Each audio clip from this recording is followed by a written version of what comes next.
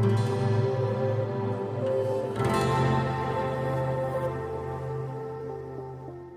guys, I'm just in my front yard right now and I'm walking through our pathway in front of our food forest. As you can see, the food forest is just going off. Check out this cherry shrub. It is just unbelievable. We have this hedge at the front of our food forest, which is a fruit hedge, and it's basically there for our neighbors. So we grow all these cherries. This one's just been picked. This one's also been picked here. And our neighbors come by and pick it, especially the neighbors' kids. They just love to pick the cherries.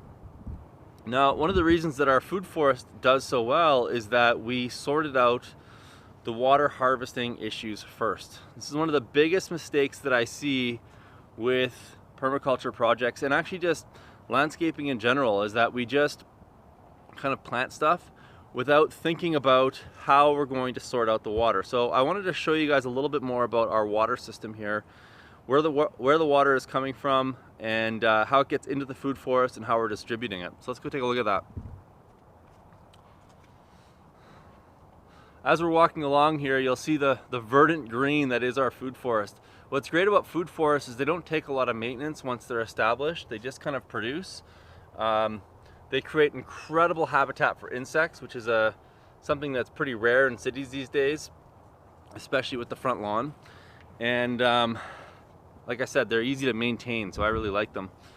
So I'll just move down the hill here. So behind me, you can see my neighbor's downspout. It's the white one there on, I think it's the left-hand side for you guys on the screen. Now, I have new neighbors and they're wonderful. The neighbors before them were also really great, and for a case of Budweiser I went over one day and I asked them if I could harvest the water off their roof. So that roof right there harvests close to 13 to 15,000 liters a year, and like most downspouts in the city, it just goes onto the lawn and then washes away into the storm sewer. So I decided to go over there with a case of Budweiser one day and ask them if I could harvest their rainwater. And so what we did was we connected the downspout to a non-perforated weeping tile, which then feeds into our pathway system. Now, we have a whole video on our YouTube channel on how to actually build your own garden pathways and swale systems. So we call it a Swale Trail, and the Swale Trails basically are mulched pathways that you can walk on, so it's nice and soft. And then about 12 inches down typically is what I go in a city situation. This pipe over here transfers over to perforated weeping tile, or Big O as it's known, and it runs underneath the pathway itself, which is where we walk. And so our access and our water is combined, which works fine in a food forest. I wouldn't want to do it in a farm setting or anything like that. And because we're feeding water into this deep mulched path, like 12 inches of wood chips basically, it causes incredible decomposition in the path, which causes incredible mycelial networks, which is great for the trees. Remember that food forests and trees generally want to have fungally dominated soils. So we're definitely setting it up for success in that regard. And so whenever it rains, this food forest gets this incredible charge of water without me ever having to do anything. And what we've noticed is that the food forest itself is actually pretty resilient to drought. So we've had very little water this year. We've had 1 or 2 rains, which have been medium sized, but definitely not our average rainfall.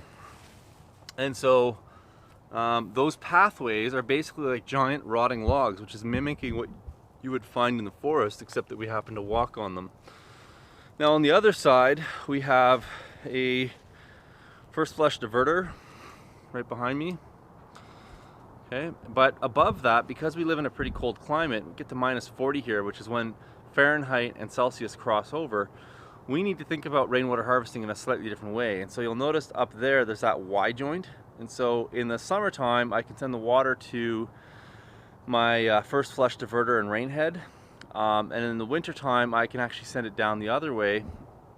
And we've actually got this downspout extender, which will send the water out into the pathway and avoid the rain tank that we have here. So if you haven't seen my video on rainwater harvesting, I highly recommend it. I talk about why you should or shouldn't use those ICB tanks, international bulk shipping containers. I'm using it for now. We're likely going to upgrade it a little bit later this year. But basically the water falls into that tank in the summertime, and then as soon as the tank is full, it overflows right here. And what's really neat about how I plumbed this in, if you can see it down there, is that I can actually rotate the whole pipe over.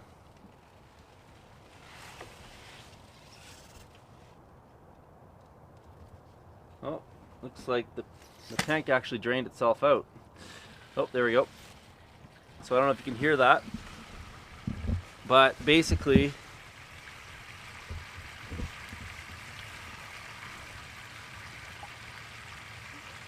I can tip this pipe over and it starts flowing into the weeping tile, which is what feeds this portion of the food forest over there. So there's a similar pipe underneath it. Now, a couple of rules of thumb. Number one, you don't want to start infiltrating water within 10 feet of your foundation. Really, really important. So I like to make sure that my underground portion of the pathway is on a slope for at least 10 feet, and then it goes level like a typical swale would. Number two, if you're going to use a tank and overflow system like this, there's a really important detail on that pipe, and it's this anti-siphon hole right here.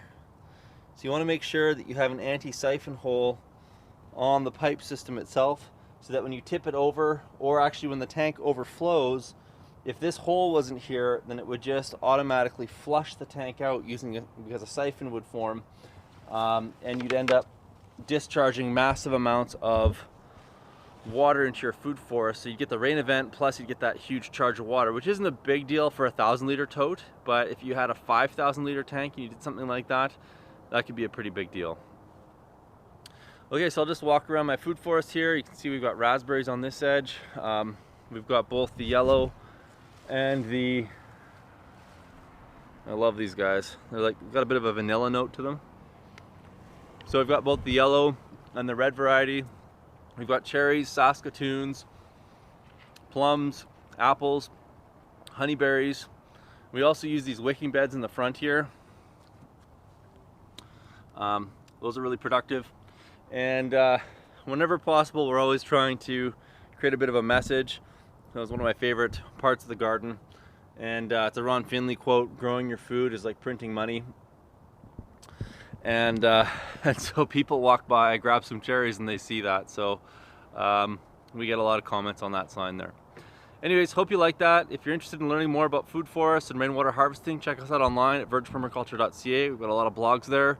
We also teach permaculture design courses, and we also offer consultancy through adaptivehabitat.ca. In our permaculture design courses, we talk to people about how to start their own permaculture-based businesses, as well as how they can design their own resilient home, farm, and acreage. So thanks so much. Make sure you subscribe below and leave your comments and questions, and I'll make sure I get back to them.